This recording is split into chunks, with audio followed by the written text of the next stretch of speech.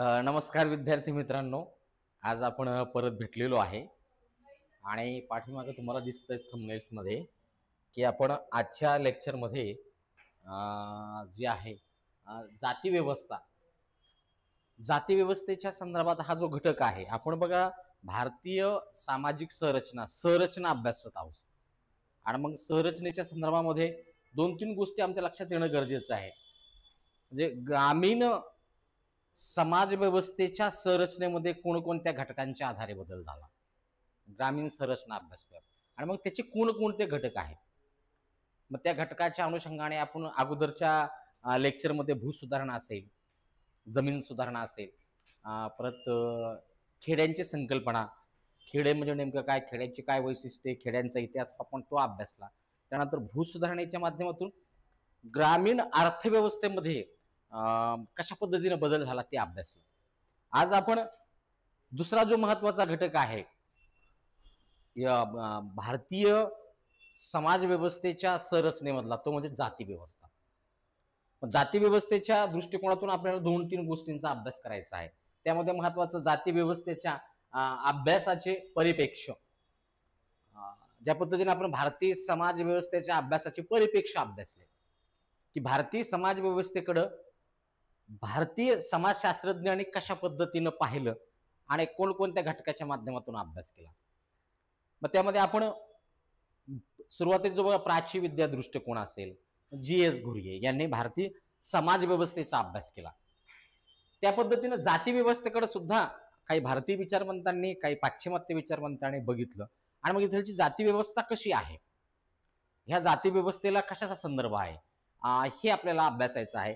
त्यामध्ये आपल्याला महत्वाचं काय, जी.एस. घुरिये आहे, जो आपण ऑलरेडी अभ्यासलेले आहे. त्यानंतर एम.एन. श्रीनिवास, जी.एस. घुरिये यांचे शिष्य जर म्हणलं तर एम.एन. श्रीनिवास, म्हणजे जी.एस. घुरिये यांचा प्राच्यविद्या दृष्टिकोन, यांचा संरचनात्मक प्रकार्यवादी दृष्टिकोन घुरिये आहे. त्यानंतर लुई डूम आहे आणि आंद्रे बेत्ते आहे. म्हणजे 2 भारतीय विचारवंत आहे, 2 पाश्चिमात्य विचारवंत आहे. यांनी जाती व्यवस्थेचा अभ्यास करत असताना तिचा उगम, विकास किंवा ग्रामीण समुदायामध्ये जाती व्यवस्था कशा पद्धतीने कार्य करते हे आपल्याला अभ्यासायचं आहे. त्यानंतर जाती व्यवस्थेच्या संदर्भामध्येच जाती व्यवस्थेची वैशिष्ट्ये सुद्धा पाहिजे आहे, जी आपण जी.एस. घुरिये अभ्यासत असताना सविस्तरपणे आपण अभ्यासलेली आहे. जी.एस. घुरिये यांनी जाती व्यवस्थेची काय वैशिष्ट्ये सांगितली, पण तरी पण ह्या घटकाच्या अनुषंगाने आपण ओझरतं त्यावरती सुद्धा चर्चा करणार आहोत. त्यानंतर अस्पृश्यता, स्वरूप व परिप्रेक्ष्य, म्हणजे अस्पृश्यता जी आहे भारतीय समाज व्यवस्थेतली समस्या जाती व्यवस्थेमधली, ती कशी निर्माण झाली, त्याचे काय प्रकार आहे, त्याकडे बघण्याचा महात्मा गांधीजींचा दृष्टिकोन काय होता, डॉक्टर बी.आर. आंबेडकर यांचा दृष्टिकोन काय होता, या घटकांचा आपल्याला अभ्यास करायचा आहे. जाती व्यवस्था या घटकाच्या अंतर्गत एक परिप्रेक्ष्य बघायचे आहे. त्यानंतर जाती व्यवस्थेची वैशिष्ट्ये पाहिजे आहे, अस्पृश्यता, स्वरूप आणि सगळ्यात महत्वाचं काय, त्याचं परिप्रेक्ष्य, स्वरूप कसं आहे अस्पृश्यतेचं, मग त्याची निर्मिती कशी झाली, या सगळ्या 3-4 घटकांचा अभ्यास आपल्याला जाती व्यवस्थेच्या अनुषंगाने करायचा आहे.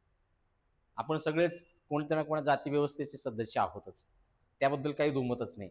मग सगळ्यात महत्वाचं काय, जेव्हा आपण समाज बघतो, कोणताही समाज असू द्या, भारतीय समाज असू द्या, परंपरागत समाज असू द्या, आधुनिक समाज असू द्या किंवा युरोपियन समाज असू द्या, प्रत्येक समाज व्यवस्थेच्या अनुषंगाने तुम्हाला स्तरीकरण पाहायला मिळतं. मग स्तरीकरणाचे आधार वेगवेगळे आहेत. स्तरीकरणाचे कसे आधार वेगवेगळे, आपण सुरुवात करूया की जाती व्यवस्थेच्या अनुषंगाने परिप्रेक्ष्य आपल्याला अभ्यासायचे या घटकाच्या अनुषंगाने. पण आपण सुरुवात करूया की जाती व्यवस्थेचा आपण कशा पद्धतीने अभ्यास करणार आहोत.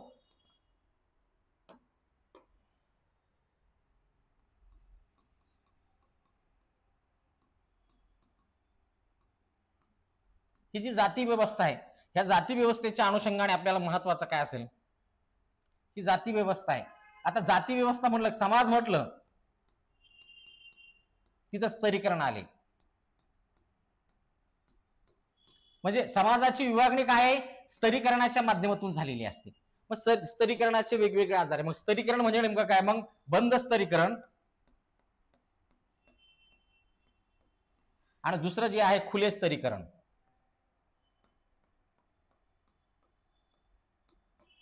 आता ढोबळमानाने आपण जर बघितलं बंद स्तरीकरण आणि खुले स्तरीकरण, बंद स्तरीकरण भारतीय समाजाचे विचार आपण आता भारतीय समाज व्यवस्थेच्या अनुषंगाने जाती व्यवस्थेचा विचार करूया. भारतीय समाज व्यवस्थेमध्ये महत्वाचं काय, स्तरीकरणाचा आधारच काय होता, हे जे बंद स्तरीकरण आहे, स्तरीकरणाचा आधार काय होता, जात होता. स्तरीकरणाचा आधार इथं जात होता. आणि मग जात म्हटलं की सगळ्यात महत्वाचा तो बंद स्तरीकरणाचा प्रकार आहे. एका जातीतून दुसऱ्या जातीमध्ये कोणालाही जाता येत नव्हतं. सगळ्या जातीचे कप्पे ठरलेले होते. आणि मग जाती व्यवस्था हा कसा आहे, बंद स्तरीकरणाचा आधार आहे. भारतीय समाज व्यवस्थेच्या अनुषंगाने महत्वाचं मुख्य काय असेल तर जातीच्या आधारावरती स्तरीकरण झालेलं होतं. परंपरागत समाज व्यवस्थेच्या संदर्भात विचार करतो, हे स्तरीकरण जातीच्या आधारावर झालेलं होतं. आणि मग सगळ्यात महत्वाचं काय, जात जी आहे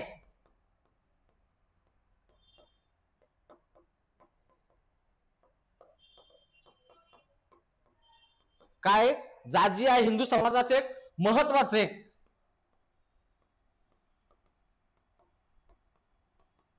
वैशिष्ट्य आहे. जेव्हा आपण हिंदू समाजाचा विचार करतो, जाती भारतीय समाजाचं त्याचबरोबर हिंदू समाजाचं महत्वाचं वैशिष्ट्य आहे. आणि मग एक लक्षात ठेवा, हे कोण्या समाजाचं वैशिष्ट्य आहे, हिंदू समाजाचंच वैशिष्ट्य आपण म्हणतो. पण तुम्हाला सांगतो याचा प्रभाव जे आहे इतर धर्मावरती सुद्धा भारतीय समाज व्यवस्थेमध्ये पडलेला आहे. म्हणजे इतर धर्मामध्ये सुद्धा तुम्हाला जाती व्यवस्था पाहायला मिळते. जाती व्यवस्थेचा इतका प्रभाव भारतीय समाज व्यवस्थेमध्ये पडलेला आहे. आणि मग आम्ही जेव्हा बघतो धार्मिक समूह, मग जाती व्यवस्था कशी निर्माण झाली आहे, मग जाती व्यवस्थेच्या संदर्भात वेगवेगळे सिद्धांत आहे. मी जाती व्यवस्था आतापर्यंत का टिकली, एक लक्षात ठेवा, जाती व्यवस्था म्हणजे एक ब्रिटिशांच्या आगमनाच्या नंतर आपण जेव्हा धर्म सुधारणा बघतो, धर्म सुधारणा असेल, महाराष्ट्राचा जर विचार केला तर महाराष्ट्रामध्ये संत होऊन गेले, संतांची विचारधारा असेल, प्रत्येक विचारधारेमध्ये जाती व्यवस्थेला विरोध केला. लक्षात ठेवा, प्रत्येक संतांनी जाती व्यवस्थेला विरोध केला, जाती व्यवस्था नष्ट करण्याचा प्रयत्न केला. प्रत्येक सुधारकाने जाती व्यवस्था नष्ट करण्याचा प्रयत्न केला, तरी पण ही जाती व्यवस्था आजही टिकून आहे. मग ह्या जाती व्यवस्थेची अशी वेगळी लक्षणं काय होते, म्हणजे इथे एक लक्षात ठेवा, मग जाती व्यवस्थेचा इतिहास आपल्याकडे खूप दीर्घकालीन आहे. इतिहास कसा आहे,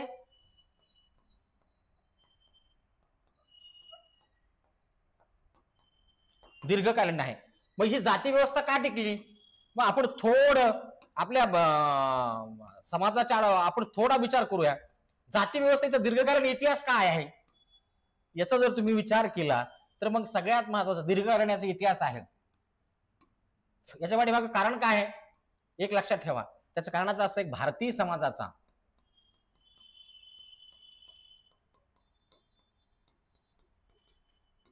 जीवनाकडे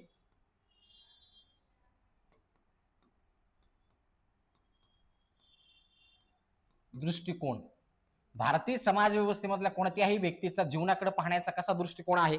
मग आपण जेव्हा दृष्टिकोनाचा विचार करतो, मग इथं महत्वाचं काय, भारतीय समाज व्यवस्थेचा बेस काय, धर्म आहे. लक्षात आलं, धर्म आहे, त्यानंतर कर्म सिद्धांत आहे, त्यानंतर पुनर्जन्म आहे. धर्म आहे, कर्म आहे, त्याच्यानंतर पुनर्जन्म आहे. आणि या सगळ्या गोष्टीच्या अनुषंगाने महत्वाचं काय असेल, महत्वाचा मोक्ष आहे. लक्षात ठेवा, जाती व्यवस्था का टिकून राहिली, काय, इथं धर्माचा प्रभाव आहेच आहे. धर्म आहे तर कर्म सिद्धांत आहे, कर्म सिद्धांत आहे तर पुनर्जन्म आहे, पुनर्जन्म आहे तर प्रत्येक माणसाचा, मग इथं काय आहे, भारतीय समाजाचा पुरुषार्थ काय सांगितलेलं, पुरुषार्थ धर्म, अर्थ, काम, मोक्ष सांगितलेला आहे आम्हाला. लक्षात ठेवा, बघा आता जाती व्यवस्था का टिकून आहे, मोक्ष सांगितलेला आहे, अंतिम उद्दिष्ट काय सगळ्याच व्यक्तीचं, मोक्ष प्राप्ती आहे. त्यानंतर महत्वाची आश्रम व्यवस्था सांगितलेली आहे. आमच्याकडे किती आहे, 4 आश्रम आहे. त्यानंतर महत्वाचं जीवनाकडे बघा, वर्ण व्यवस्था आहे.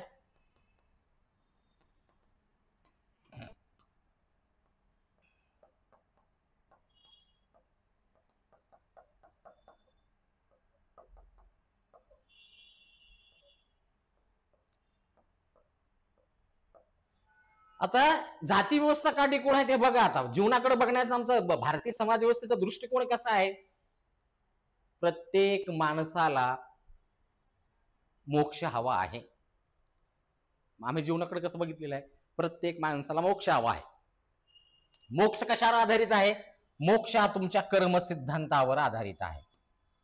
तुम्ही कर्म कसं करता, तुमच्या कर्माच्या आधारे तुम्हाला पुनर्जन्म म्हणजे दुसरा जन्म मिळणार आहे. 84 लक्ष योनीमधून त्या आत्म्याला प्रवास करायचा आहे, नंतर त्याला मोक्ष मिळणार आहे. 84 लक्ष योनीच्या अगोदर जर तुम्हाला मोक्ष हवा असेल तर तुम्हाला धर्माने सांगितलेल्या नियमानुसार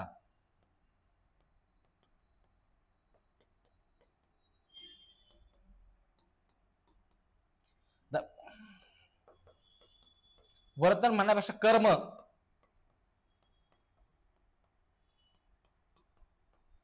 काय आहे, तुम्हाला धर्माने सांगितलेल्या नियमानुसार तुम्हाला कर्म करावा लागेल.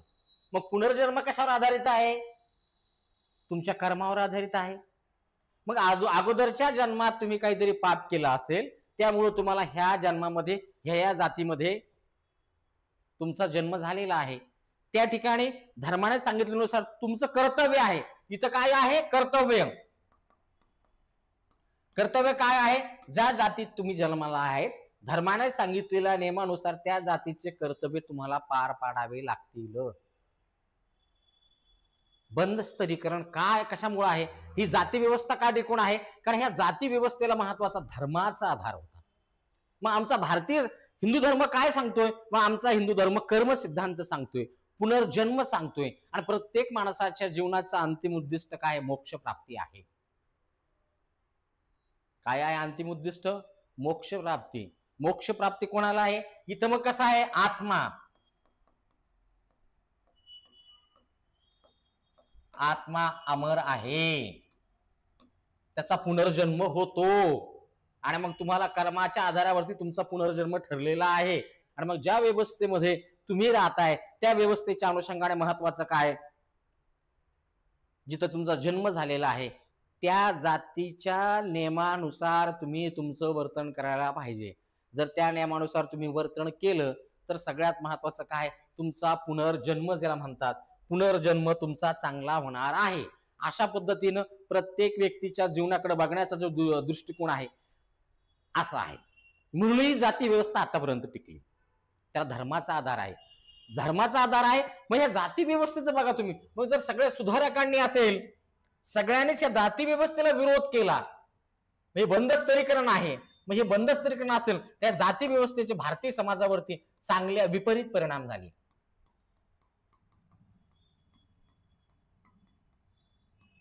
का विपरीत परिणाम झाले? पण आमच्याकडे जी वर्ण व्यवस्था, कुणी काय करायचं, शस्त्र कोणी चालायचं, व्यवसाय कोणी करायचा, शूद्रांनी काय करायचं, ब्राह्मणांनी काय करायचं, हे ठरलेलं होतं. हे ठरलेलं होतं. एक कप्पे होते, या कप्प्यातून त्या कप्प्यात जाण्याचा काही प्रश्नच येत नव्हता. त्यामुळे परकीयांनी आक्रमण केलं, विशिष्ट लोकांच्या हातात शस्त्र होते, त्यांनीच लढायचं काम करायचं. आणि मग ही जाती व्यवस्था कधी कधी असं वाटतं मोडकळीस आली का काय, कोण वाटतंय असं. आधुनिक दृष्टिकोनातून जर विचार केला तर आम्हाला वाटतं जाती व्यवस्था कुठे आहे? आता जाती व्यवस्था संपली. पण जाती व्यवस्थेचं, ही जाती व्यवस्था जी आहे,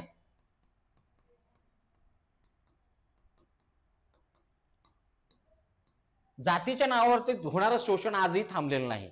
त्याची काय झाली? पद्धत बदलली. आजही जातीमध्ये पाहण्याचा जो दृष्टिकोन आहे तो वेगवेगळ्या पद्धतीचा आहे. मी कधी केव्हाही मुलांना उदाहरण देत असतो. आपण जेव्हा राष्ट्रवाद नावाची संकल्पना सेकंड पेपर मध्येच अभ्यासलेली आहे. भारतीय राष्ट्रवादाची सामाजिक पार्श्वभूमी. राष्ट्रवाद म्हणजे नेमकं काय आहे?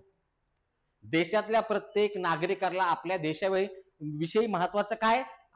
मानसिक दृष्टिकोनातून ती भावना, एकतेची भावना निर्माण होणं. राष्ट्रवादामध्ये महत्वाचं काय? राष्ट्रवाद काय आहे?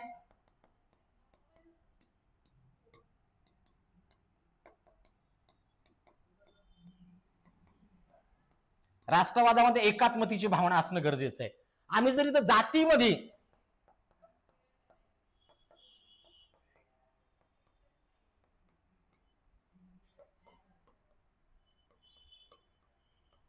आम्ही जातीच्या आधारावरती विभागलेलो असेल तर मला सांगा एकात्मतेची भावना कशी निर्माण होईल?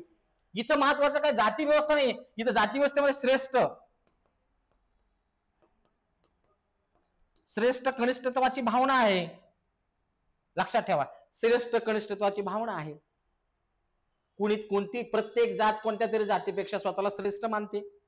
ती सिस्टम तिच्यासाठी खूप महत्वाची आहे, ती चालत आलेली आहे. जाती आहे, या जाती आहे, या जातीमध्ये महत्वाचं काय उपजाती आहे. असं अशा पद्धतीने हा देश विभागला गेलेला आहे. महत्वाचं काय राष्ट्रवादामध्ये एकात्मतेची भावना असणं गरजेचं आहे. जातीच्या आधारावरती आमची इथं महत्वाचं काय स्तरीकरण झालेलं होतं. असं त्या स्तरीकरणाच्या आधारावरती प्रत्येकाला काय जास्त त्याच्या पद्धतीने वाटून काम दिलेलं होतं. अशा पद्धतीने जाती व्यवस्था काम करते. आधुनिक समाज आपण जाती व्यवस्थेमध्ये झालेला बदल आपण तो अभ्यासणारच आहोत. त्याचं स्वरूप कसं बदललेलं आहे, काय बदल झालेला आहे. जाती व्यवस्थेची वैशिष्ट्य पाहत असताना आपल्या लक्षात येईल जी.एस. घुरे यांनी जे वैशिष्ट्य सांगितली जाती व्यवस्थेची, मग त्या जाती व्यवस्थेच्या वैशिष्ट्याच्या अनुषंगाने आपल्या लक्षात येईल की जाती व्यवस्थेमध्ये नेमका बदल काय झाला. अशा पद्धतीनं थोडक्यामध्ये प्रस्तावनेचा विचार जर केला तर अशा पद्धतीने तुम्हाला जाती व्यवस्था इथं पाहायला मिळते. जातीच्या आधारावरती जे स्तरीकरण होतं, जातीच्या आधारावरती हा समाज विभागलेला होता आणि मग अशा पद्धतीनं आणि मग या जाती व्यवस्थेचे भारतीय समाज व्यवस्थेवरती विपरीत परिणाम झाले.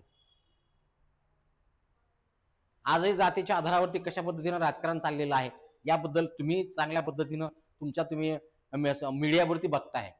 आता प्रत्येक जात काय आहे, प्रत्येक जात एकमेकीचा काय तिरस्कार काय करते, तिरस्कार करते. एकात्मता कुठे गेली, ही एकात्मतेची भावना, आम्ही भारतीय आहोत ही एकात्मतेची भावना कुठे गेली. आता परत जाती जातीमध्ये काय झालेलं आहे,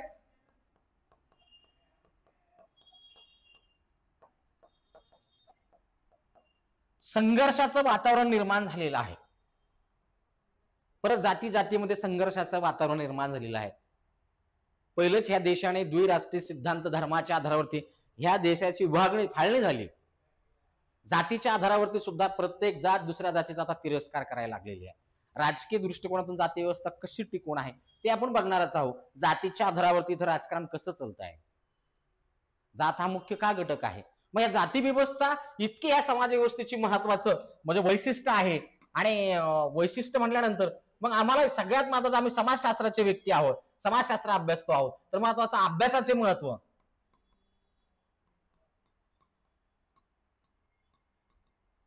जाती व्यवस्थेचा आम्हाला अभ्यास करायचा तर का करणं गरजेचं आहे, कारण तुम्हाला प्रत्येक ग्रामीण समुदायाच्या अनुषंगाने प्रत्येक घटकाचा जे आहे विश्लेषण करत असताना तुम्हाला प्रत्येक ठिकाणी जात पाहायला मिळेल. एखाद्या योजनेचा सकारात्मक नकारात्मक दृष्टिकोनातून जर विचार करायचा म्हटला, मग सत्तेचे केंद्र कोणाच्या हातात आहे, काय आहे, योजनांची अंमलबजावणी कशी होती, समुदाय विकास योजना राबवण्यात आली, ग्रामीण विकासाच्या अनुषंगाने. जाती व्यवस्था इथं वर्ग व्यवस्था आहे, इथं जमीनदाराचा वर्ग आहे, शेतमजुराचा वर्ग आहे, अल्पभूधारकाचा वर्ग आहे, हे वर्ग व्यवस्थाही आहे. पण त्या वर्ग व्यवस्थेपेक्षा घातक कोणती व्यवस्था असेल आमच्याकडे तर ती जाती व्यवस्था आहे आणि ती बंद व्यवस्था आहे. जन्मतः माणसाला जात मिळून जाते, त्याच ठिकाणी जातीच्या आधारावरती त्या व्यक्तीचा दर्जा ठरला जातो. गुणवत्तेला आपण समाजशास्त्रामध्ये सामाजिक स्तरीकरण आणि गतिशीलता हा घटक पहिल्या पेपरमध्ये अभ्यासणारच आहोत. ऊर्ध्वगामी गतिशीलता काय आहे, अधोगामी गतिशीलता काय, हे आपण पाहणारच आहोत. मुद्दा महत्वाचा असते भारतीय समाज व्यवस्थेचा जेव्हा तुम्ही विचार करता, मग जाती व्यवस्थेचा अभ्यास करणं काय गरजेचं आहे. मग सगळ्यात महत्त्वाचा तिचा उगम, एक लक्षात ठेवा, तिचा उगम कसा काय झालेला आहे, तिची वैशिष्ट्य कोणती,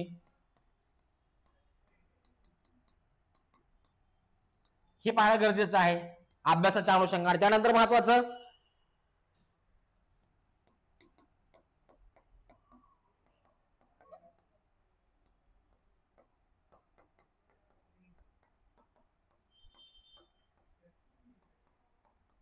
परंपरागत भारतीय समाजात जाती व्यवस्थेची भूमिका काय होती हे अभ्यासणं गरजेचं आहे.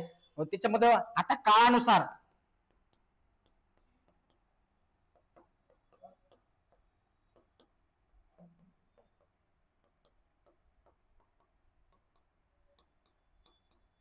परंपरागत काळानुसार वृत्तीच्या त्या भूमिकेत झालेला बदल हे अभ्यासणं गरजेचं आहे. त्यानंतर आज जाती व्यवस्थेची स्थिती काय आहे,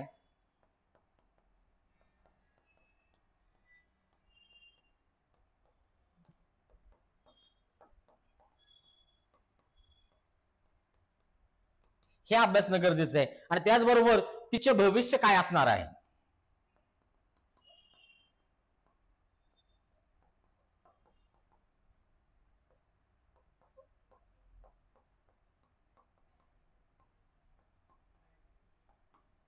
हे जे 2-3 गोष्टी आहेत, ह्या 4-5 ज्या गोष्टी आहेत, हे जे प्रश्न आहे ह्या प्रश्नांची उत्तर आम्हाला शोधायची आहे. आपण लक्षात ठेवा की जातीचे भविष्यामध्ये म्हणजे तिचे भविष्य काय आहे.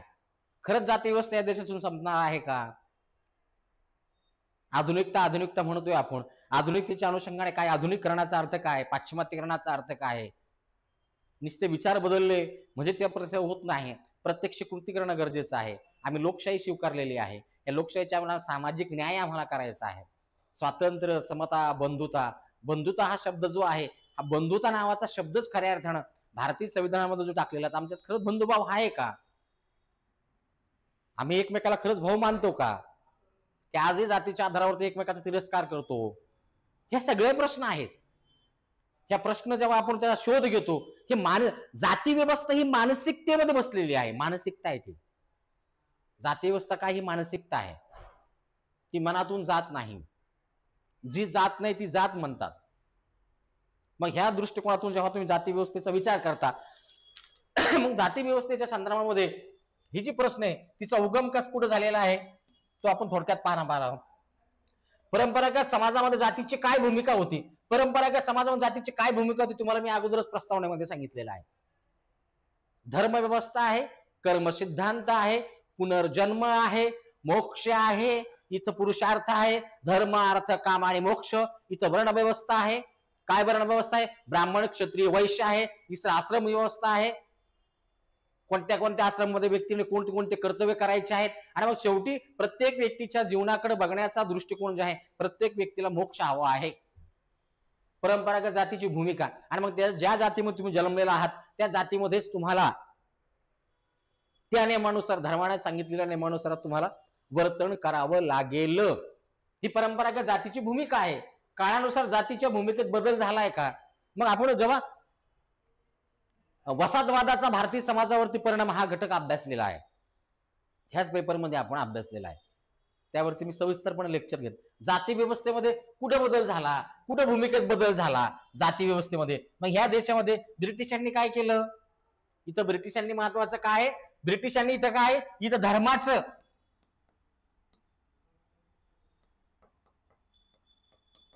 धर्माचं राज्य होतं, निरंतराचं काम करायचं. ब्रिटिशांनी कायद्याचं राज्य केलं.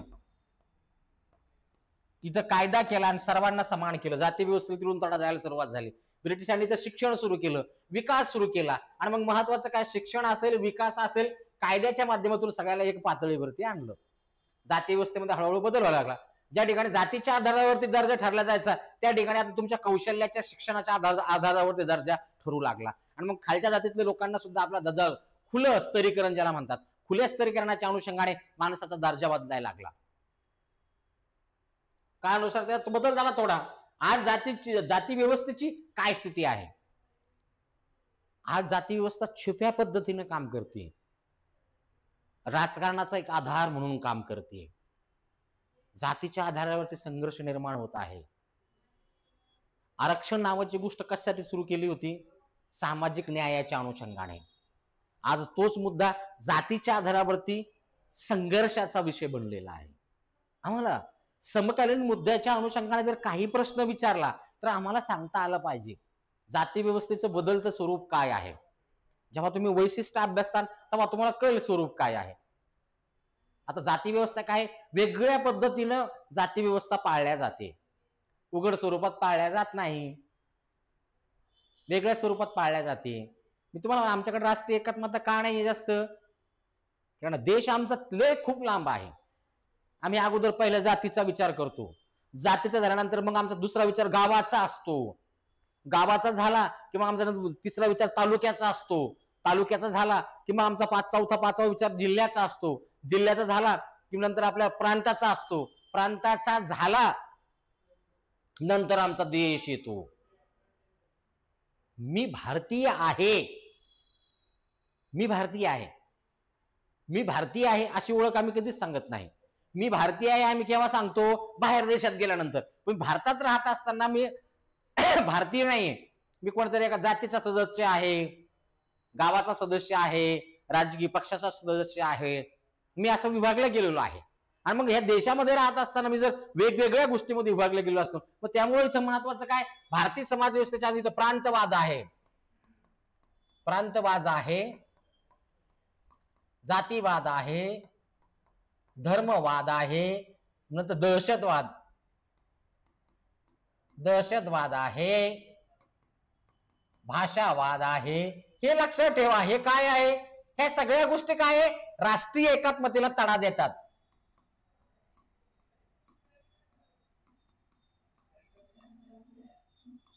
अडथळे आहेत.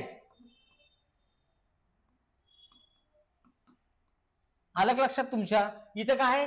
इथं प्रांतवाद आहे, जातीवाद आहे, धर्मवाद आहे, भाषावाद आहे, दहशतवादही आहे. आणि नंतर आम्ही परत म्हणतो मग आमच्या देशाचं वेगळं वैशिष्ट्य काय? आम्ही विविधतेमध्ये एक आहोत. आमच्या देशामध्ये काय? विविधतेत एकता आहे. भाषा आमच्याकडे वेगळी आहे, आमच्याकडे 8 धर्माचे लोक राहतात, तरी आम्ही गुण्यागोविंदाने राहतो. आणि जवळच्याच माणसाचा जातीच्या नावावर तिरस्कार करतो. प्रत्येक व्यक्तीला समोरच्या व्यक्तीची जात कोणत्या जातीचा असायला पाहिजे. एखाद्या गोष्टीच्या संदर्भात जेव्हा विश्लेषण करताय तुम्ही, महत्वाचं तुम्ही राज्यसेवेची तयारी करताय, तुम्ही न्यूट्रल असायला पाहिजे. तुम्ही ह्या देशाचे प्रशासकीय अधिकारी म्हणून तुम्हाला काम करायचं आहे. प्रशासनाच्या दृष्टिकोनातून सगळे लोक तुमच्यासाठी सारखे असायला पाहिजे. इथिक्स नावाचा पेपर त्यासाठीच अभ्यासक्रमाला टाकलेला आहे. तुमची जीवनाकडे बघण्याचा आणि समाजाकडे बघण्याचा दृष्टिकोन काय, तुमचा ऍटिट्यूड कसा आहे, तुमची अभिवृत्ती कशी आहे, त्यामध्ये चेंज होणं गरजेचं आहे. जातीच्या आधारावरती नाही. माझ्या जातीचा आहे म्हणून मी त्याला सगळ्यात महत्वाचं काय सगळ्याच गोष्टी देणारा नाहीये. तो भारतीय नागरिक आहे. मला संविधानाने दिलेले अधिकार आहे, त्या अधिकाराचा वापर मी प्रामाणिकपणे करेल. सत्यनिष्ठता, वस्तुनिष्ठता, सत्यनिष्ठता, एथिक्स पेपर मध्ये ह्या गोष्टी सांगितलेल्या आहेत. पहिली गोष्ट काय माहितीये का? तुमचा समाजाकडे आणि जीवनाकडे बघण्याचा दृष्टिकोन बदलणं गरजेचं आहे. तो बदलल्याशिवाय मग त्या ठिकाणी ज्या केस स्टडीज येतात, मग त्या केस स्टडीज मध्ये तुम्हाला मांडणी करायची असते, मग त्या मांडणीच्या अनुषंगाने तुम्हाला ह्या गोष्टी माहित असणं गरजेचं आहे. तुम्ही या देशामध्ये कुठेतरी एक प्रशासकीय अधिकारी म्हणून तुम्हाला काम करायचं आहे. मग वेगवेगळ्या जातीचे लोक, वेगवेगळ्या संस्कृतीचे लोक, वेगवेगळ्या म्हणजे तुम्हाला वेगवेगळेपणा प्रत्येक वेळेस पाहायला मिळेल. पण तुम्हाला त्याला भारतीय नागरिक शोधायचा आहे, त्याला तुम्हाला त्याच्यासोबत सामाजिक न्याय करायचा आहे, त्याचा विकास करायचा आहे, त्याचा जीवनस्तर आम्हाला उंचावायचा आहे. हे आमचं उद्दिष्ट आहे, हे आमचं ध्येय आहे. आणि आम्हाला संविधानाने काही अधिकार आणि काही कर्तव्य दिलेले आहे, त्या अनुषंगाने आम्हाला काम करायचंय. इथिक्स पेपरचा महत्वाचा गाभाच तो आहे.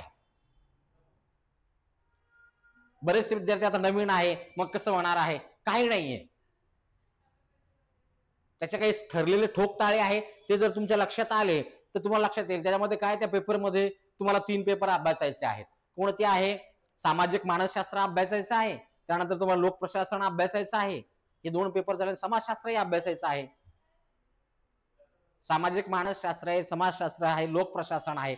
आणि सगळ्यात महत्वाचं काय, तुम्हाला समाज व्यवस्था कळाल्याशिवाय खऱ्या अर्थानं तुम्हाला त्याची मांडणी करता येत नाही. त्यामुळे समाजशास्त्र हा ऑप्शनल घेतल्यामुळे काय, तुम्हाला इथिक्सच्या पेपरमध्ये सुद्धा तो महत्वाचा काय असेल सहकार्य करतो. म्हणजे समाज व्यवस्था जर तुम्हाला कळालेली असेल, मग केस स्टडी कशा स्वरूपाचे आले तुम्ही बरोबर आयडिया लावू शकतात. एखादा प्रश्न आहे, तो प्रश्न मी कशा पद्धतीने सॉल्व्ह करू शकतो. मग तुम्हाला इथली जाती व्यवस्था माहित आहे, इथलची धर्म व्यवस्था माहित आहे, इथलची सगळी संरचना माहित आहे. आणि ज्या संरचनेमध्ये तुम्हाला काम करायचंय ती संरचना माहित असेल तर महत्वाचं काय, तुम्हाला केस स्टडी सुद्धा चांगल्या पद्धतीने त्याची मांडणी करता येते. मला मुद्दा हा सांगायचा आहे. मी तर कुठे होतो महत्वाचं लक्षात ठेवा. ही जाती व्यवस्था जी आहे, इथं महत्वाचं धर्माचं राज्य होतं. हे जे आपण काळानुसार जातीमध्ये कोणता बदल झाला, मग ब्रिटिशांच्या काळामध्ये त्यांनी काय काय केलं, आज जाती व्यवस्थेची काय स्थिती आहे आपण बघणार आहोत. जातीचे भविष्य काय असणार आहे, जातीचं भविष्य काय असणार आहे. 5000 वर्षापासून चालत आलेली परंपरा आहे. परकीयांचे एवढे आक्रमण झाले, सगळ्या गोष्टी झाल्या, आमच्या जाती व्यवस्थेला ते हात लावू शकले नाही, ती आजही टिकून आहे. जाती व्यवस्थेचा काय अभ्यास करायचा, ह्या घटकासाठी अभ्यास करायचा आहे. कारण तुम्ही प्रशासनामधले अधिकारी झाल्यानंतर महत्वाचं तुम्हाला ह्या गोष्टी माहित असणं गरजेचं आहे. आणि मग भविष्यामध्ये जाती व्यवस्थेचं काय असणार भविष्य, मी सांगितलं तुम्हाला की आता तुम्ही जातीच्या नावावरती एकमेकाचा तिरस्कार करायला लागलेला आहात. आम्ही शिक्षण घेणाऱ्या लोकांमध्ये जात वेगळ्या पद्धतीनं काम करते, मानसिकतेच्या आधारे काम करते. तो माझ्या जातीचा आहे, हा माझ्या जातीचा आहे, पण हा पण भारतीय आहे, मी पण भारतीय आहोत, आम्ही सगळे भाऊ आहोत. रोज 4थी पासून आम्ही प्रार्थना करतोय, भारत माझा देश आहे आणि सारे भारतीय माझे बांधव आहेत आणि सगळे जातीमध्ये विभागले गेलेले आहेत. सगळे धर्मामध्ये विभागले गेलेले आहेत, सगळे भाषावाद आहे, प्रांतवाद. मग कुठे आले? आम्ही सर्व भारत माझा देश आहे, सारे भारतीय माझे बांधव आहेत. समकालीन दृष्टिकोनातून जर विचार केला, राजकीय व्यवस्थेमध्ये काय बदल होत चाललेला आहे. जात आता आजच्या परिस्थितीमध्ये जर विचार केला, जात का टिकून आहे? जातीच्या आधारावरती राजकारण केलं जाते. पहिल्या पेपरमध्ये बघा तुम्ही, राज्यशास्त्र आणि समाजशास्त्र यांचा सहसंबंध काय, त्या घटकाच्या अनुषंगाने जर विचार केला, म्हणजे राज्यशास्त्र सुद्धा जातीच्या आधारावरती विश्लेषण करतं. कोणत्या भागामध्ये कोणती जात प्रभावशाली आहे, आणि मग त्या प्रभावशाली जातीचं राजकीय नेतृत्व त्यांच्या हातात असतं, प्रभावशाली जात म्हणतात. आणि मग ती सगळ्या घटकावरती काय करते? काम करते. जातीच्या आधारावरती आम्ही निवडणुकीमध्ये मतदान देतो. विकास नाही हा मुद्दा महत्वाचा आहे, मुद्दा आमच्या जातीचा आहे. म्हणी पण आमच्याकडले सुंदर आहे, जातीसाठी लोक माती खातात. मग देश गेला बाजूला, जातीसाठी माती खायचं, मग एकत्र यायचं, समूह चेतना. जातीचे काही सकारात्मक बी कार्य आहे आणि अपकार्य पण आहे. हे दोन्ही दृष्टिकोनातून जर तुम्ही विचार केला, मग तुम्हाला लक्षात येईल जाती व्यवस्था काटेकोर आहे. अशा पद्धतीनं थोडक्यामध्ये प्रस्तावनेच्या अनुषंगाने जाती व्यवस्थेचा अभ्यास का करायचा आहे, जाती व्यवस्था कशा पद्धतीनं काम करते हे आपण बघितलं. थोडक्यामध्ये आपण जाती व्यवस्थेचे काही जाती व्यवस्था जी आहे हिच्या काही व्याख्या पाहणार आहोत. आणि नंतर मग थोडक्यामध्ये जी.एस. घुरिया यांचा आपण तर ऑलरेडी अभ्यास केलेलाच आहे. जाती व्यवस्थेची त्यांनी सांगितलेली जी वैशिष्ट्य आहे, त्या वैशिष्ट्याच्या संदर्भामध्ये अगोदरच्या लेक्चरमध्ये झालेला आहे. पण आपण व्याख्यांच्या आधारे जातीला समजून घेण्याचा प्रयत्न करू, जाती व्यवस्था कशी आहे त्याबद्दल. मग पहिली व्याख्या जी आहे, चार्ल्स,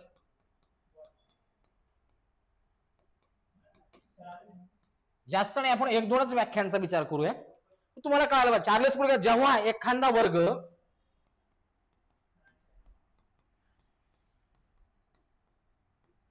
बघा, जेव्हा एखादा वर्ग पूर्णपणे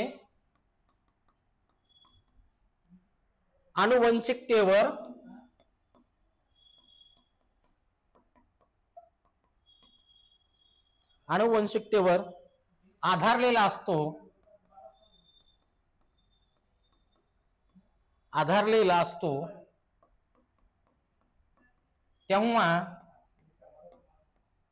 तेव्हा त्यास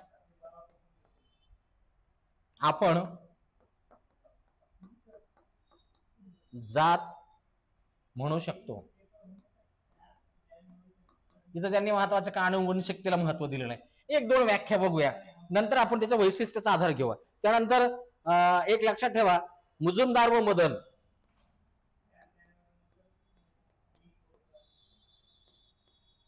यांची व्याख्या बघा. जात हा एक बंद वर्ग आहे. हे बघा यांची व्याख्या. त्यानंतर दुसरी एक व्याख्या पाहूया.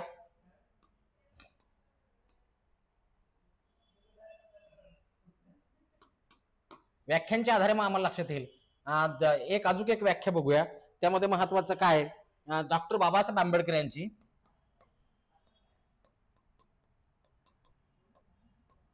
यांनी बघा काय सांगितलेलं आहे, आंतरविवाहाचे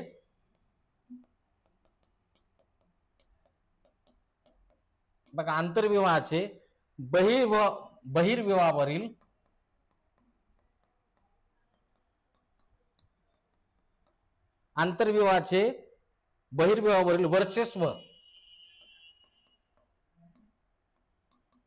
म्हणजे जातीची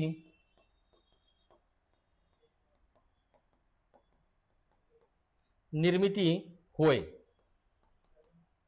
बाबासाहेब बी काय म्हणतात माहितीये का, जात हा एक बंद वर्ग आहे.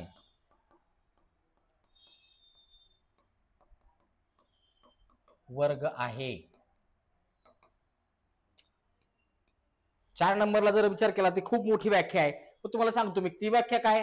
जात हा आंतरविवाही समूह आहे किंवा आंतरविवाही समूहाचे संकलन आहे, ज्याला एक सामान्य नाव असते, ज्याचे सदस्यत्व आनुवंशिक असते, जो आपल्या सदस्यांच्या सामाजिक संपर्कात असतो, त्याच्यावर काही निर्बंध असतात, परंपरागत व्यवसाय त्याचे ठरलेले असतात, त्याचे सगळ्यात समान उत्पन्नाचे साधने असतात. हे जातीचे वेगवेगळे वैशिष्ट्य सांगितलेले आहे. मुद्दा महत्वाचा, जातीच्या संदर्भात आनुवंशिकतेचा जात हा बंद वर्ग आहे, बंद स्तरीकरणाचा प्रकार आहे. आंतरविवाहाचे बहिर्विवाहावरती वर्चस्व, इथं अगोदरच्या कालखंडामध्ये बहिर्विवाहाची पद्धत होती, त्यानंतर आंतरविवाहाची पद्धत लागू झाली. ती बहिर्विवाहावरती तिने वर्चस्व निर्माण केलं आणि मग जाती व्यवस्थेची निर्मिती झाली. जात हा बंद वर्ग आहे, डॉक्टर बाबासाहेब आंबेडकर यांनी सांगितलेले आहे. अशा पद्धतीने आपण जाती व्यवस्थेच्या उत्पत्तीचे काही सिद्धांत अभ्यासणार आहोत. आज आपण जाती व्यवस्थेच्या आधारे काय, मग जाती व्यवस्थेचा अशा पद्धतीने व्याख्या केलेली आहे. मग जाती व्यवस्थेच्या व्याख्यांच्या आधारे आपण जर बघितलं, मग जाती व्यवस्थेचे काही वैशिष्ट्य आहे, मग ते वैशिष्ट्य तुमच्या लक्षात आले म्हणजे मग लक्षात येईल आणि आपण मग जाती व्यवस्थेच्या उत्पत्तीचे काही सिद्धांत सुद्धा अभ्यासणार आहोत. माझं व्यक्तिगत मत असं आहे की तुम्हाला जाती व्यवस्था सविस्तर करायला पाहिजे. नंतर आपण जेव्हाही जाती व्यवस्थेच्या संदर्भात एखादा प्रश्न विचारला जातो, मग त्या प्रश्नांच्या अनुषंगाने जर म्हटलं की मग आम्हाला तुम्हाला 2024 ला जे आहे युपीएससी मध्ये तुमच्यामध्ये भारतात जाती व्यवस्था टिकून राहण्यास कारणीभूत घटक कोणते, बघा आता काय प्रश्न विचारा. 2024 ला युपीएससी मध्ये तुमच्या मते भारतात जाती व्यवस्था टिकून राहण्यास कारणीभूत कोणते घटक आहेत? कोणते घटक कारणीभूत आहे जाती व्यवस्था टिकण्यासाठी? मी आता सांगितलं, धर्म आहे, राजकारण आहे, व्यवसाय आहे, श्रेष्ठ कनिष्ठत्वाची भावना आहे ना, म्हणून जाती व्यवस्था टिकून आहे. छोट्या छोट्या गोष्टी जेव्हा तुम्ही हा सगळा घटक अभ्यासताना त्यावेळेस तुम्हाला जाती व्यवस्थेवरती कसाही प्रश्न जर विचारला गेला, तुम्हाला त्या प्रश्नांचं उत्तर लिहिता आलं पाहिजे. आणि मग महाराष्ट्राच्या अनुषंगाने जर विचार केला तर तुम्हाला, मला असं वाटतंय की डॉक्टर बाबासाहेब आंबेडकर वरती यांच्यावरती प्रश्न विचारला जाऊ शकतो. बघा 2021 ला युपीएससी मध्ये त्याच्यावरती प्रश्न, बाबासाहेबांवरती प्रश्न विचारतो, जातीचे निर्मूलन या संकल्पनेद्वारे डॉक्टर बी आर आंबेडकरांना काय अभिप्रेत होते? बघा तुम्ही आता काय 2021 ला युपीएससी मध्ये प्रश्न काय विचारलेला आहे, जातीचे निर्मूलन या संकल्पनेद्वारे डॉक्टर बी आर आंबेडकर यांना काय अभिप्रेत होते? काय अभिप्रेत होते जाती निर्मूलन संदर्भात? तुम्हाला ते थोडक्यामध्ये मग बाबासाहेबांचा अस्पृश्याकडे पाहण्याचा दृष्टिकोन कसा आहे ते अभ्यासल्याच्या नंतर लक्षात येईल. त्यानंतर बाबासाहेबांनी जी व्याख्या केलेली आहे काय, बघा एक लक्षात ठेवा काय व्याख्या आहे त्यांची. बघा, आंतरविवाहाचे बहिर्विवाहावरील वर्चस्व. आंतरविवाह जातीच्या जातीचे विवाह, बहिर्विवाहाचा अर्थ अगोदर होत होते. जात हा बंद वर्ग आहे. बाबासाहेबांनी जाती व्यवस्थेचं किती सुंदर विश्लेषण केलेलं आहे. ते म्हणाले भारतीय जाती व्यवस्था कशी आहे, सगळ्यांनी सांगितलं उतरंड वगैरे ह्या त्या बाबासाहेबांनी खूप सुंदर ते म्हणजे 4 मजली इमारत आहे आणि त्या इमारतीला सीडीच नाहीये. किती सुंदर विश्लेषण आहे. किती 4 मजल्याची इमारत आहे, त्या इमारतीला सीडीच नाही. त्या कप्प्यामध्येच त्या व्यक्तीने राहायचे.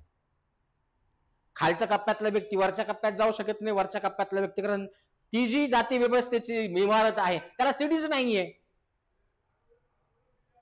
मग ज्या जातीत तुम्ही जन्मला त्याच जातीत तुम्ही मरणार आहात. उतरंडीची व्यवस्था आहे. जाती व्यवस्थेच्या संदर्भामध्ये तुम्हाला ह्या गोष्टी पाहाव्या लागतील. मग जाती व्यवस्थेची आपण जर काही वैशिष्ट्य बघितले, मग जी.एस. घुरे यांनी सांगितलेली ही व्याख्या आहे जाती व्यवस्थेची.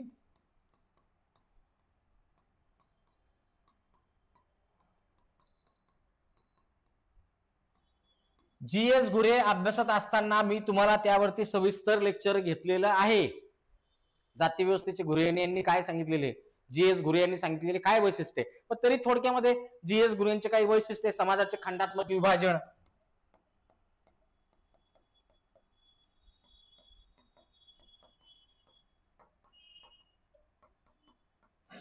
समाजाचे खंडात्मक विभाजन. मग तुम्हाला माहिती आहे प्रत्येक जातीची काय आहे, खंडात्मक विभाजन, खंड पाडलेले आहे. प्रत्येक जातीची खानपान पद्धती, संस्कृती, जीवन जगण्याची पद्धती, भाषा शैली, हे सगळ्या गोष्टी वेगवेगळ्या आहेत.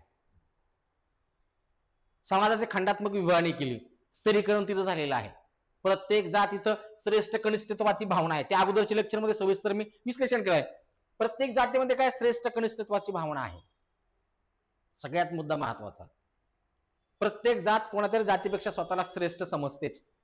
आणि मग खालच्या जातीपेक्षा वरचे जात श्रेष्ठ समजलं, खालच्या जात फक्त ती स्वतःला दुसऱ्या जातीपेक्षा श्रेष्ठ समजते. आणि मग प्रत्येक जात काय आहे, कोणातरी पेक्षा श्रेष्ठ आहे आणि मग ते श्रेष्ठत्वाच्या आधारे काय ते टिकून ठेवण्याचा प्रयत्न करते. प्रत्येक जातीची भाषा, प्रत्येक जातीची संस्कृती, खानपान पद्धती सुद्धा वेगळ्या आहेत. जी.एस. घुरे सांगले की काय खंडात्मक ही सोपान परंपरा आहे.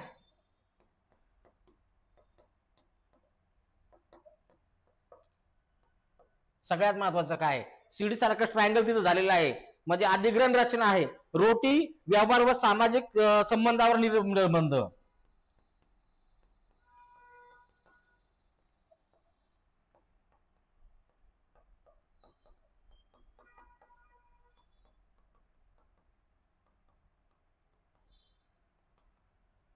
केवळ रोटीबुटी व्यवहार असेल, खानपानाच्या संदर्भातला असेल. अस्पृश्यता तुम्हाला माहिती आहे की स्पर्श सुद्धा करता येत नव्हता.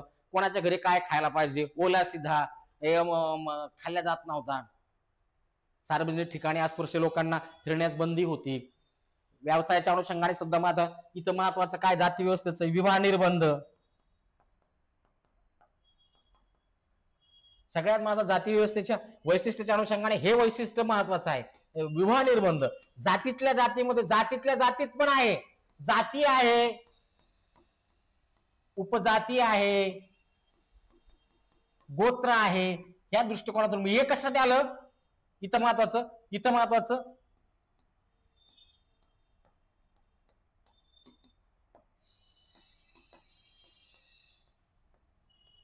वंश शुद्धता. आमचा वंश श्रेष्ठ आहे, गोत्र कोणत्या तरी ऋषीपासून आम्ही झालेलो आहोत.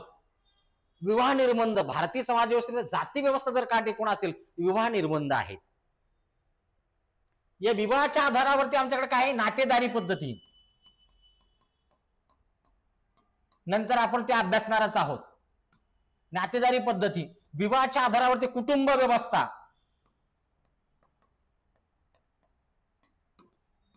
ह्या सगळ्या गोष्टी विवाह निर्बंधाचा.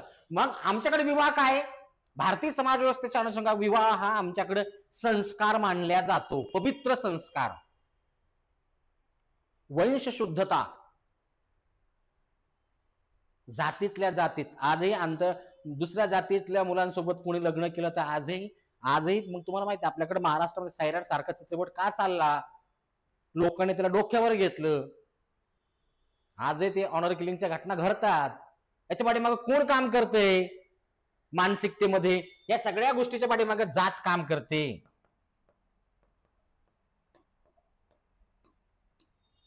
जात अशा पद्धतीने काम करते.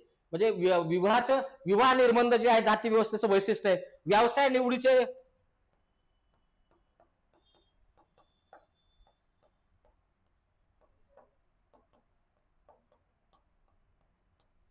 व्यवसाय निवडीच्या अगोदरच्या कालखंडात स्वातंत्र्य नव्हते. व्यवसाय निवडीचे स्वातंत्र्य नव्हते म्हणजे काय,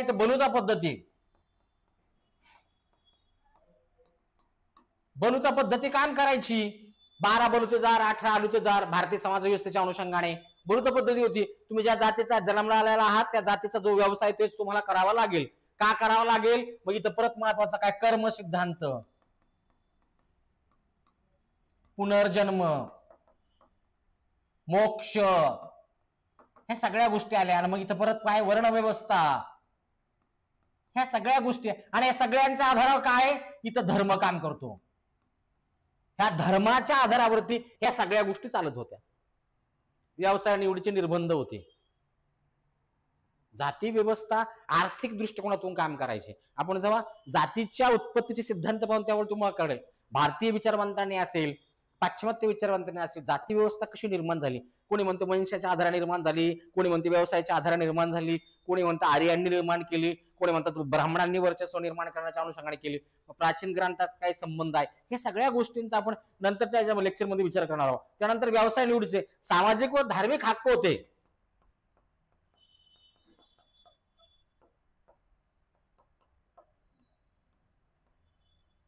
जातीच्या आधारावर विशिष्ट जातींना काय प्रतिष्ठा होते आणि त्यांना सामाजिक बी हक्क होते.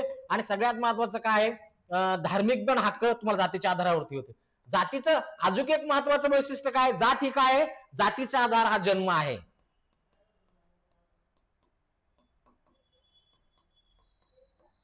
कशामुळं, जन्मतः तुम्हाला जात मिळते, तुमच्या हातात नसते.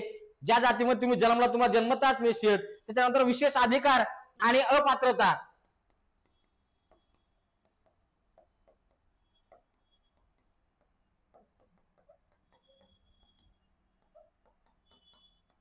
विशेष जातीच्या आधारावर तुम्हाला विशेष अधिकार मिळतात. काही लोकांना अपात्र ठरवलं जाते जातीच्या आधारावरती. हे जाती व्यवस्थेचं वैशिष्ट्य आहे. व्यवसाय निवडीचा अभाव आहे, विवाहावरती तर निर्बंध आहेतच आहे. आणि खाण्यापिण्याच्या संदर्भात सुद्धा काय आहे, सामाजिक खाणेपिणे,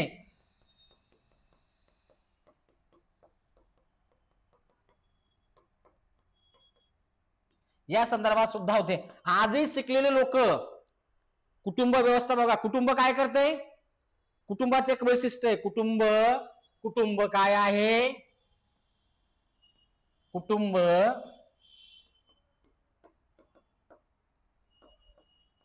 संस्कृतीचे, परंपरेचे, मूल्याचे वाहक आहे. काय आहे, वाहक आहे. आणि मग जे कमी शिकलेले लोक आहेत त्यांची मुलं जर शिकत असेल तर ते आजही म्हणतात, हा तू कुठे अभ्यास करतोय, पुण्यावर राहतोस का, मग तुझे मित्र कोण आहेत, मित्र झाले मग कुठालचा आहे ते विचारतात. आणि मग शेवटच्या टप्प्याला विचारतात त्याचं आडनाव काय आहे, मग हे आहे, त्याची जात शोधण्याचा प्रयत्न करतात.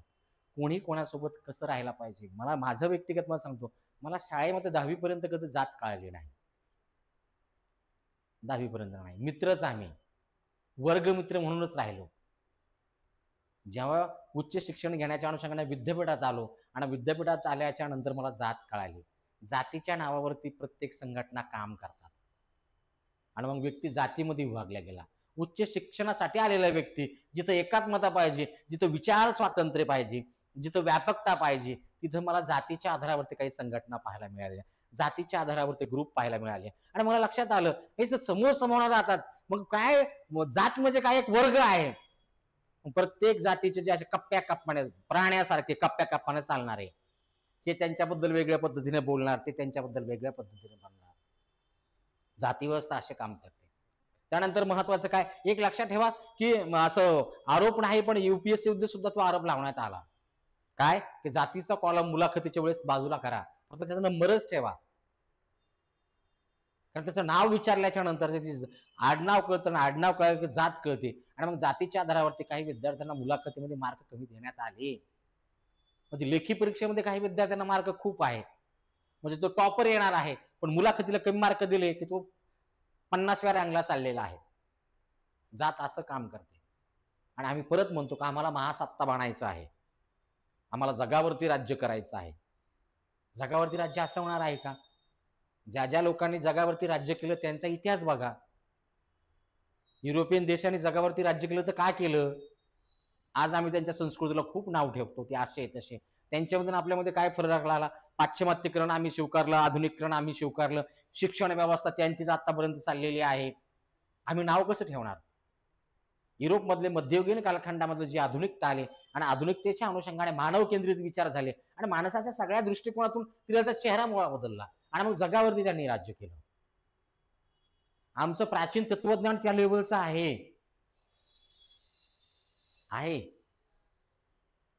पण आम्ही त्या तत्वज्ञानाच्या अनुषंगाने खरंच वागतोय का? 4 वेद आहे, आमच्याकडे उपनिषद आहे, म्हणजे 13 उपनिषद आहे. म्हणजे असं ते अगोदरच्या कालखंडात 200 म्हणायचे, पण शंकराचार्य यांनी प्रथम शंकराचार्य यांनी सांगितलं 12-13 आहे. ईश आहे, केन आहे, कंठ आहे, ऐत्रेय आहे, तैत्रेय आहे, प्रश्न आहे, हे उपनिषद आहे. त्या उपनिषदामध्ये माणूस आहे, ईश्वर आहे, त्याचा आत्मा आहे, पवित्र आणि मोक्ष आहे. या अनुषंगाने माझा जन्म, मी कोण आहे, मी काय विचार करतो, मला काय करायचं आहे, असे जे काही गहन प्रश्न आहेत त्या अनुषंगाने ते तत्वज्ञान मांडलेलं आहे. आम्ही त्या पद्धतीने खरं चालतोय का? जर ईश्वर हा कणाकणामध्ये आहे, मग प्रत्येक माणसामध्ये आहे, मग प्रत्येक माणसामध्ये जर ईश्वराचं अस्तित्व असेल तर आम्ही सगळे समान आहोत. महात्मा गांधीजींना तत्वज्ञानाच्या अनुषंगाने अभ्यासल्याच्या नंतर महात्मा गांधीजींचे विचार कळतात. तोपर्यंत महात्मा गांधीजी कळत नाही. महात्मा गांधीजी आम्हाला 2च गोष्टी मिळाल्या: देशाची फाळणी केली, मुस्लिमांना 55 कोटी रुपये दिले, ते जबाबदार आहे, संपला विषय. महात्मा गांधीजी संपले. जगाने महात्मा गांधीजीला स्वीकारलं, त्यांचं तत्वज्ञान अभ्यासा. त्यानंतर कळेल. जाती व्यवस्थेच्या अनुषंगाने आपण महात्मा गांधीजी आणि BR आंबेडकर यांचा वाद सुद्धा बघणार आहोत. त्यांनी हरिजन कोणत्या पद्धतीने म्हणलेले आहे, बाबासाहेबांनी त्या गोष्टी का नाकारलेल्या आहे, ह्या दृष्टिकोनातून आपण तेही पाहणार आहोत. कारण जाती व्यवस्थेच्या अनुषंगाने ह्या दोघांवरती, म्हणजे बाबासाहेब आंबेडकर असेल किंवा महात्मा गांधीजी असेल, जाती व्यवस्थेकडे बघण्याचा त्यांचा दृष्टिकोन या संदर्भात प्रश्न विचारला जाऊ शकतो. मी तुम्हाला आता सांगतोय. मुद्दा मला महत्वाचा सांगायचा आहे की खाण्यापिण्याच्या संदर्भात सुद्धा निर्बंध होते, संपर्काचा सुद्धा. संपर्क सांगतो मी, अस्पृश्यता, काही लोकांचा बिनताळ पाळला जायचा, सार्वजनिक ठिकाणी तिथं पाणी भरू दिलं जात नव्हतं, महाराष्ट्राच्या अनुषंगाने पेशवेच्या कालखंडामध्ये अस्पृश्य लोकांच्या गळ्यामध्ये मडकं होतं, पाठीमागे झाडू होता, असं त्या अनुषंगाने असं तुम्हाला जाती व्यवस्थेच्या अनुषंगाने. आणि सगळ्यात महत्वाचं काय असेल, हे सगळे जे वैशिष्ट्य पाहिलेले आहेत, ह्या वैशिष्ट्याचा बेस काय असेल,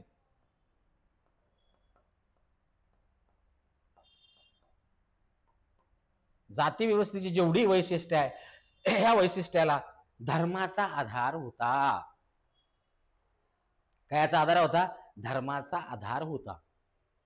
जात म्हणजे नेमकं काय आहे, जातीच्या संदर्भामध्ये जातीची वैशिष्ट्ये काय आहेत सविस्तरपणे का नाही घेतली, कारण GS घुरे अभ्यासत असताना त्या ठिकाणी आपण ती घेतलेली आहे.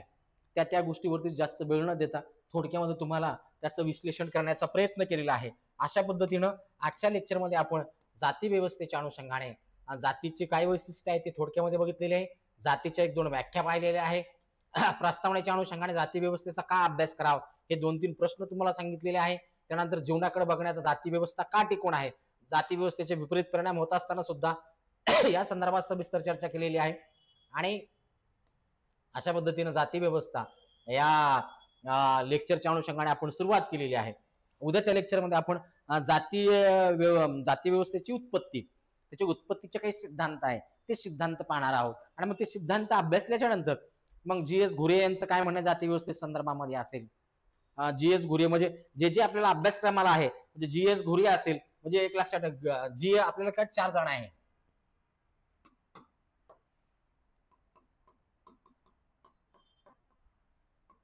घुरे आहेत,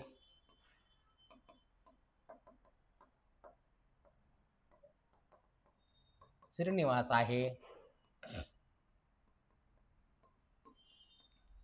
ली डुमा आहे, त्यानंतर आंद्रे बेत्ते असेल, आंद्रे बेत्ते. एवढे सगळ्या 4 जणांचा जाती व्यवस्थे संदर्भात काय विचार, ह्या 2 जणांचा तर आपण बघितलेलंच आहे. याने संस्कृतीकरण संकल्पना काय आहे, प्रभावशाली जात काय आहे, GS घुरे यांचं, आणि मग ह्या दोघांचं जे दृष्टिकोन आहे जाती व्यवस्थेकडे बघण्याचा, त्यांनी जो जाती व्यवस्थेचा अभ्यास केला, मग त्यांना जे पवित्रच्या काय संकल्पना आहे थोडक्यामध्ये आपल्याला ह्या अभ्यासायच्या आहे. अशा पद्धतीनं जाती व्यवस्थेच्या संदर्भात आणि मग जाती व्यवस्थेचं बदलतं स्वरूप आधुनिकतेच्या अनुषंगाने ह्या घटकांचा आपल्याला चर्चा करायची आहे. तर आपण मुद्दा महत्वाचा असा की आपण अभ्यासक्रमाच्या अनुषंगाने जाती व्यवस्था जी आहे